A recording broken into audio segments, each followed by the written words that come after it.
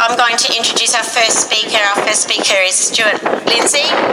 He's a retired judge. He's going to speak to the emergency powers legislation. And I hope I said that right because I can't see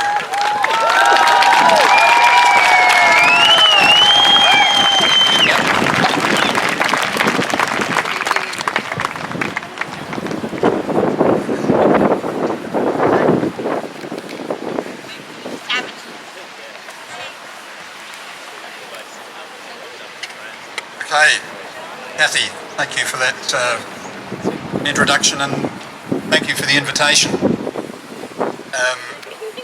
I'm very honoured to be here and to have the chance to speak the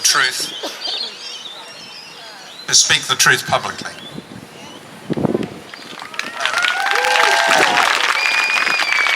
I hope to say some important things, but things that each of you, I hope, would like to say if you're up here in my place. I feel, and I have felt for some months now, that I am being suffocated with lies. I feel as if I'm being corralled into living a lie. Does anyone else feel like that? Well, I've reached the position some weeks ago that that's it, I'm not taking it anymore, I'm fighting back. I won't participate in the lie any longer. Now, on the 25th of March of this year, under the Emergency Management Act, a state of emergency was declared. 8 months ago, a state of emergency. The reason given for the state of emergency was in these terms: the outbreak of the human disease COVID-19. No other excuse was given for a state of emergency in our democracy for a period of 8 months. The outbreak of the human disease COVID-19. Well, let's talk about the human disease COVID-19 for a moment, shall we? In South Australia, there have been 4 deaths from this disease. Now, if we look at the Commonwealth statistics, we know that 73% of coronavirus deaths have another condition attached to them. Another condition that it's difficult to unravel but would probably kill the person anyway. So we're entitled to say, it's rational to say, applying that 73% to the figures we have, we've had 1 death. Now, I'm not going to go through the usual platitudes that people seem to have to adopt when talking about this particular illness and say 1 death's too many. Of course it is.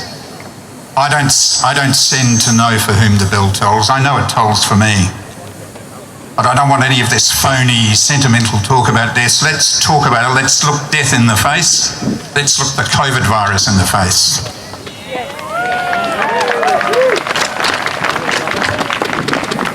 So let me say that again. The outbreak of the human disease COVID-19 is the only reason for this state of emergency. The human disease COVID-19 has killed 1 person in South Australia in 8 months. What an insult to our intelligence. What a betrayal of our democracy.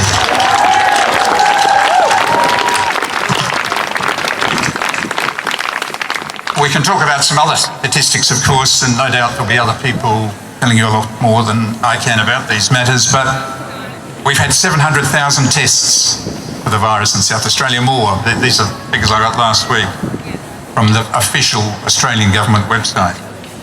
There have been 700 positive outcomes for those tests. That's 0.1%, 1 in 1,000. Does that assist you in getting this lie into perspective? Again, from the Commonwealth Government statistics, the average age of persons who die from the coronavirus, and of course this includes the comorbidity of folk, is 85 years of age. That's higher than the average death rate for Australians in normal circumstances. Nationally, no people under the age of 19 have died from the virus. 10 people between the age of 20 and 50, 10 people between the age of 50 and 60. Nearly all who have contracted this virus have what can only be called rationally and fairly and logically mild symptoms. It is the feeblest pandemic in human history.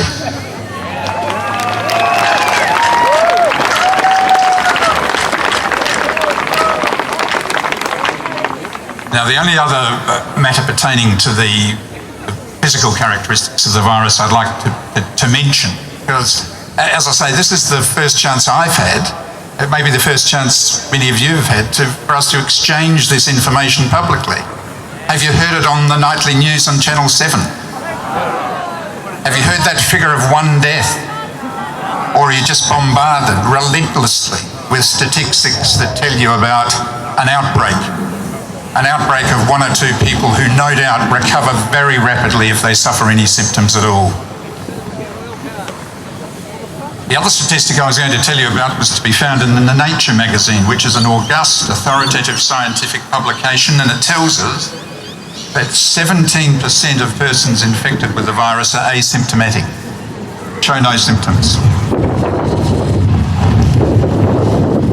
That's not many. And it also tells us that people who are asymptomatic are 4 to 5 times less likely to transmit it.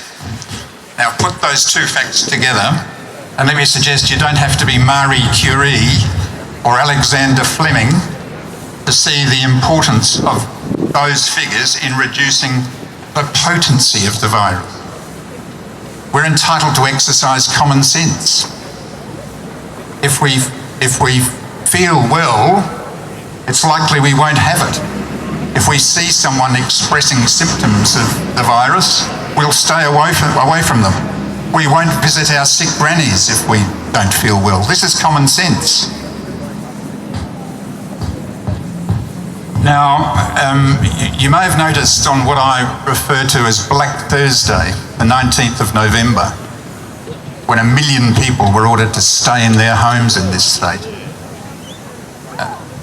On Black Thursday, you may have noticed the ambiguity associated with the press conference of the three amigos relating to whether or not masks would actually be mandatory.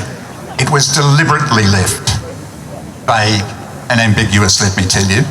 Unlike the Victorian government, which had the power to impose such a ridiculous measure for no purpose, the South Australian government was constrained by the power in the Emergency Services Act. The Police Commissioner, the Chief Coordinator under this fake emergency, had the power to order us to wear masks, but only if it could be established that it would prevent the transmission of the disease. They knew perfectly well that the imposition of masks wouldn't go any way to preventing the transmission of the disease. So instead of telling us the truth about that, they fudged it. Fudged it to the extent, and I don't know whether this was your experience, it was certainly my experience, a lot of people thought it was mandatory. I had people accosting me at the supermarket, telling me I was breaking the law, how selfish I was and a lawbreaker. And when I tried to explain these circumstances to him, he told me I was delusional.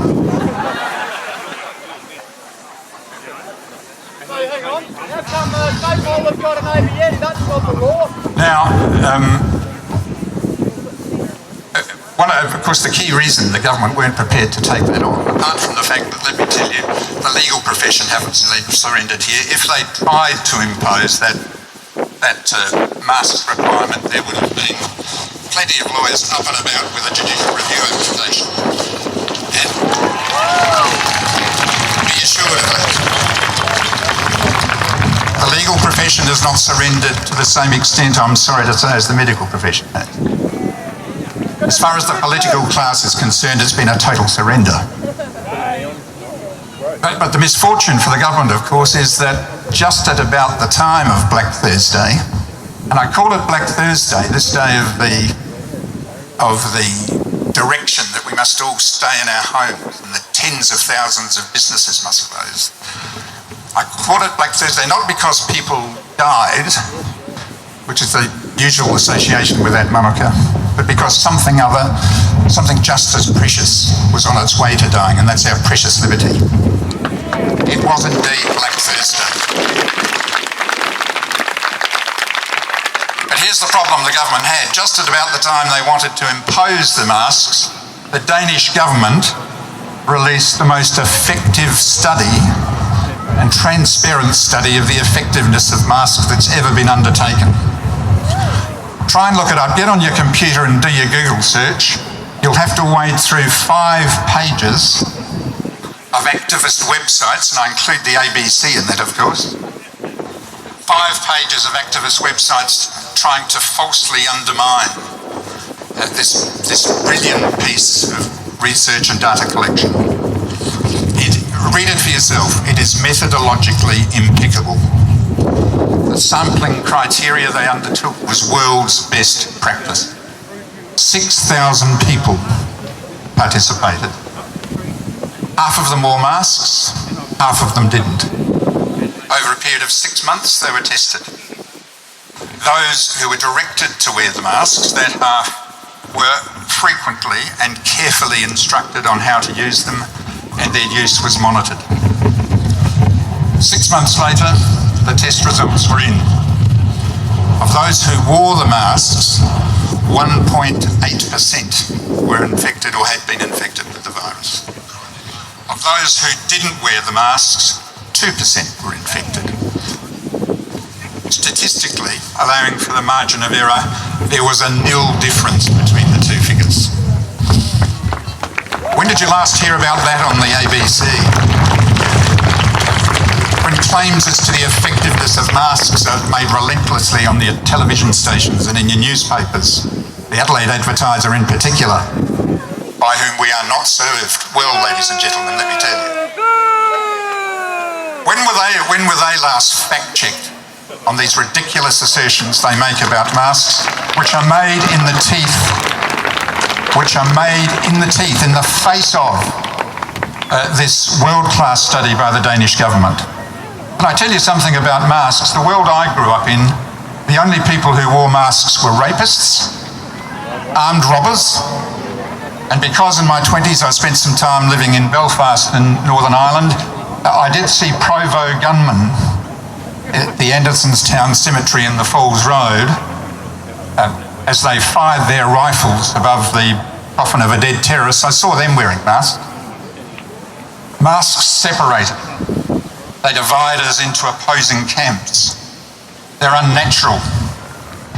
I've come to the conclusion that the bureaucracies and the paid activists supporting the bureaucracies promoting them intend them to have this effect.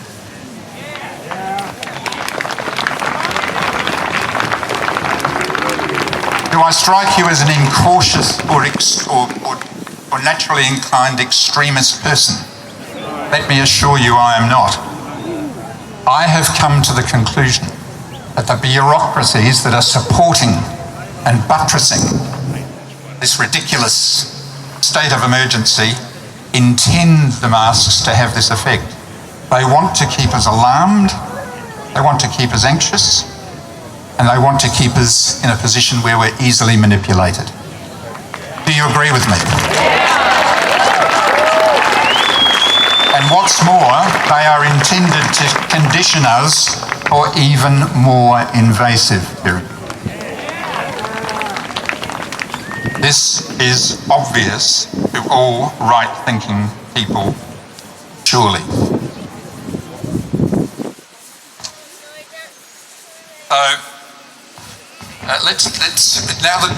Now that the facts about the virus have been stated, spoken publicly, truth's been spoken about it, let's have a look at the proportionality of the response in relation to it. As we know, the first state of emergency, as it could only do under the legislation, lasted 14 days. Do you remember that? Flattening the curve? What a farce. What a farce scientifically, legally, morally. It has been extended by 28-day periods since on 8 occasions. It is presently due to expire on the 12th of December.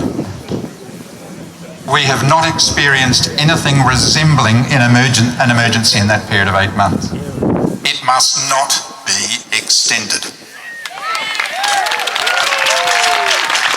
There is no medical, moral, or legal reason to extend it. You know this. A lie must not be extended.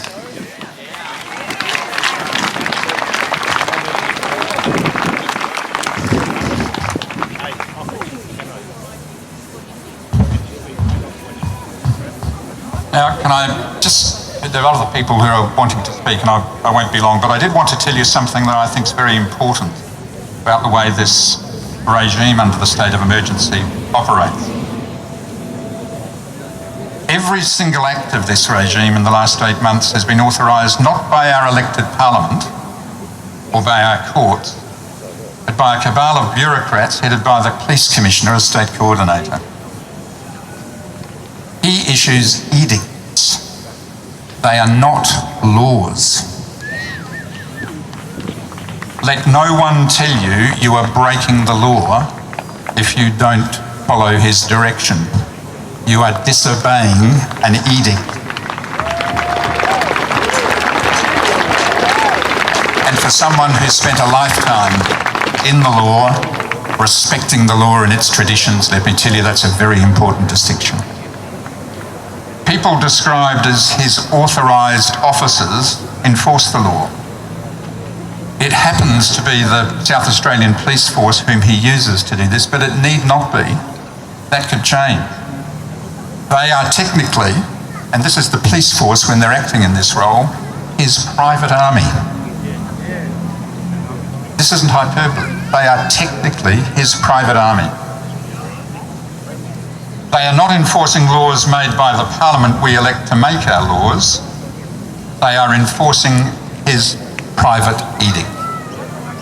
I'm not misleading you. The distinction between laws and edicts is, or was, I should say, at the heart of what separated us from China, or from Soviet Russia, or from Mugabe's Zimbabwe. It's the difference between the rule of law and the rule of rulers. Because they are not laws, they can't be tested in our courts. Perhaps I can tell you briefly about my experience on Black Thursday, and it was just over here at the corner of Guja Street. I ventured out. Perhaps I'd taken more trouble to read the terms of the direction than other people might have had the opportunity to do. The Law Society told solicitors to stay home. They were wrong. If you read it properly, solicitors could still come to attend to their clients' needs. I had a conference with a solicitor. I walked from my home at North Adelaide into town, through a ghost town. I completed my business there and I was on my way to the bank. Did you know you could go to the bank? Not a lot of people knew that. And I was walking down Guja Street to the bank when a squad car pulled up. 3 masked persons with guns who were police officers but weren't going about the business of being police officers on that day. They were enforcing edicts under a regulation, under an emergency regulation issued by one man. Pulled me over. And the first thing they did was they told me a lie. They told me the lie that it was against the law for me not to be wearing a mask.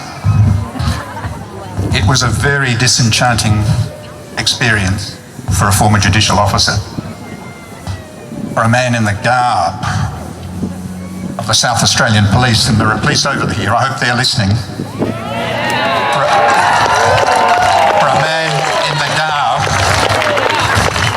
of the South Australian Police Force, closed with their authority, authorised and carrying arms, to tell me a lie. He knew it was a lie because when I challenged him, he backed off. He tried it on. He tried it on just like our chief medical officer tried it on at that press conference.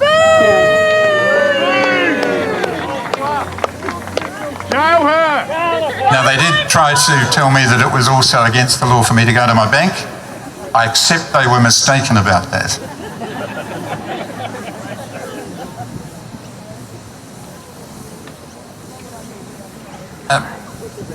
Cathy mentioned this farce that ensued in relation to the pizza restaurant at Woodville. Can I just say something about that? We're actually lucky that the sheer incompetence of those three amigos was on display in this, or Black Thursday might still be with us. We might have still be experiencing this. And you'll remember how it happened. The chief medical officer inferred that because someone had apparently contracted the virus from this pizza restaurant without, like the other persons who were tested positive, they're having contracted it in situ. But had contracted it from ordering a pizza. And she took it upon herself to infer from that there was some new strain of the coronavirus afoot. Transmitted in the anchovies, perhaps. Novel coronavirus 19.1. Thank you for laughing. I was searching for laugh there, but now let me get very serious, because what did she do on the strength of this ridiculous inference she drew? She ordered 1 million people to stay in their homes. She closed tens of thousands of businesses down on the basis of this stupid inference, made worse by the circumstance that the whole matter could have been cleared up very quickly if one of her Department of Health officers had done what a probationary police constable would have done in his first week on the force, and gone down to the owners of the restaurant and shown them a photograph of this Spanish gentleman who's copping all the criticism from the Premier, and say, have you seen this man before? And they say, yes, he works out the back.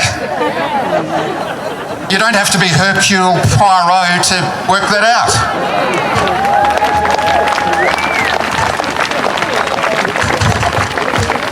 I'm going to say it again because I love this experience of telling the truth.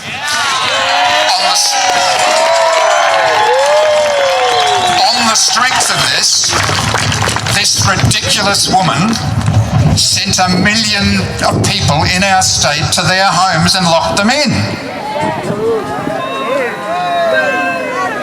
Do you understand how preposterous this current regime is?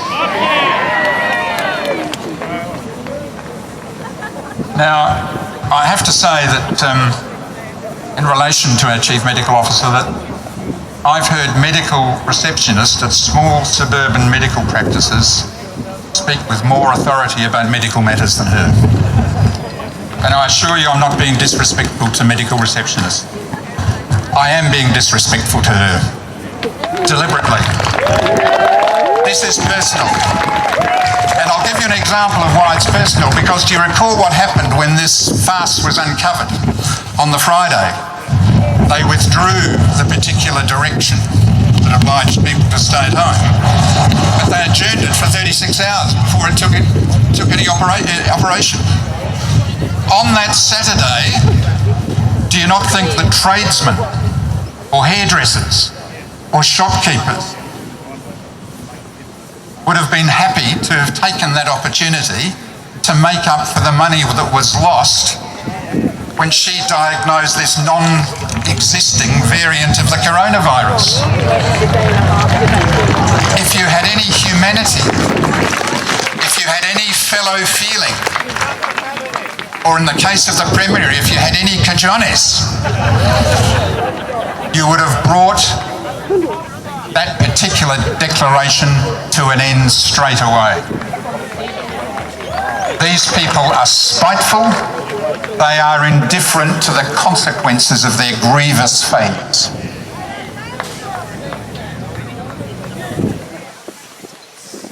Now, of course, our Premier contented himself in this situation with saying that he was fuming. Remember that? Not fuming at the Chief Medical Officer where responsibility lay, or at the Department of Health investigators who hadn't carried out a proper investigation. He was fuming at this anonymous Spaniard gentleman, carrying on like some drag queen in some fifth-rate farce.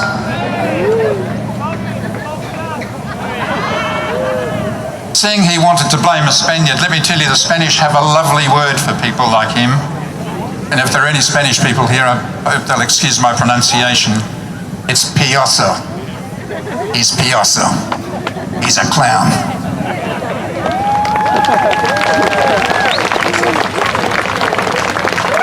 There is no pretense of proportionality now.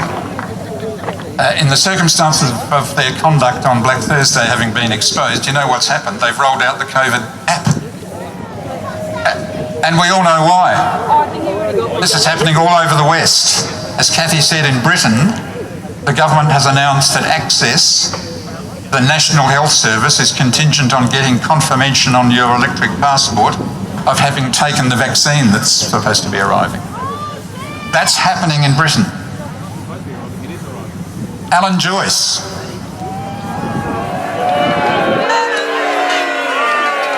I woke up one morning and turned the radio on, and there was Alan Joyce saying to me, "No jab, no flight." And I thought, goodness me, he's finally made compulsory what's his favourite activity. But no, that wasn't the case. He was talking about a vaccine. And I'm sorry if you think I'm indulging in some ad hominem or personal insults. I am.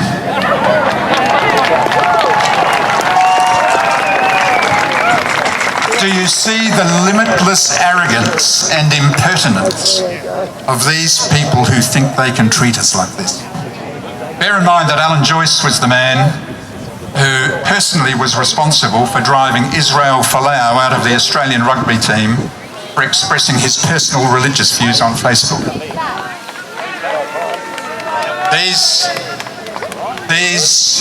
These people are revealing themselves for what they are. Now, someone who knew a lot about tyranny was one of my favourite writers, Alexander Solzhenitsyn. He won the Nobel Prize in 1970. He won it for a book called The Gulag Archipelago. You may be familiar with it. It was about his experiences in Stalin's prison camps in the 1950s. In that book, he tells us frequently how political prisoners after a day's slave labour come back to their dormitories and they'd return to one topic of conversation. And that topic was, why is it that we never took a stand against the tyranny when we had the chance to do so? When there were more of us than there were of them. When the people hadn't been totally dispirited. Promise yourself today, when you're at this rally, as you leave the rally, that you will never allow yourself to be in the position to have to say that.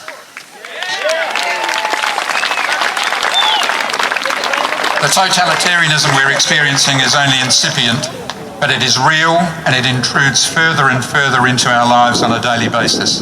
You know it. These times require us to challenge and ridicule and oppose anyone peddling fear and panic, but they also require us to cease to comply with the lies.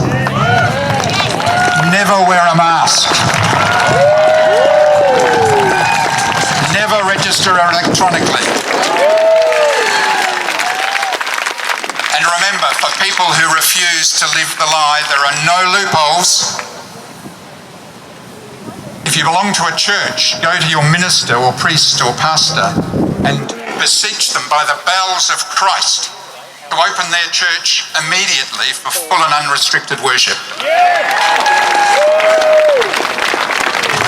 Let me end on this. Solzhenitsyn said, "Let us make a choice whether to remain consciously a servant of falsehood or shrug off the lies and become an honest man worthy of the respect of his own children." Thank you for listening to me.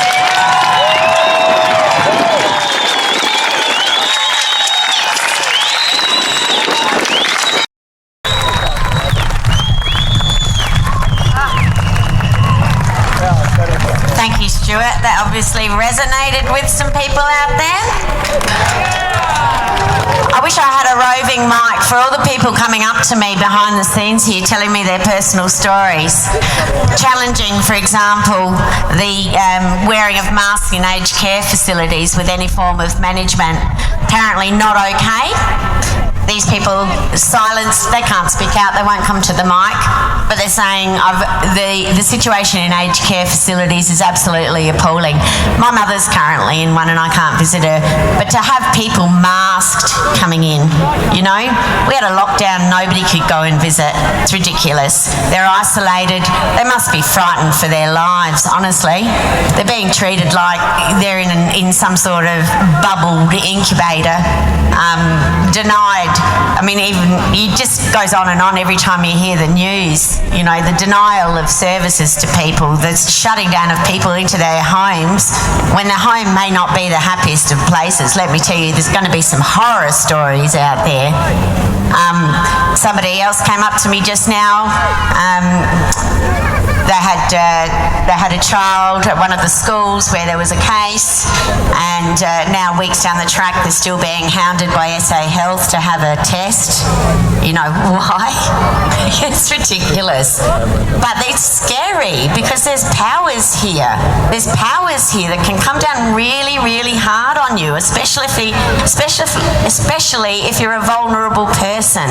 So it's really, really important that we build this network and support each other down to an individual level so that nobody is put in a position where they're vulnerable and they're likely to come under some form of penalty or even welfare action against them for not complying with this absolute farce.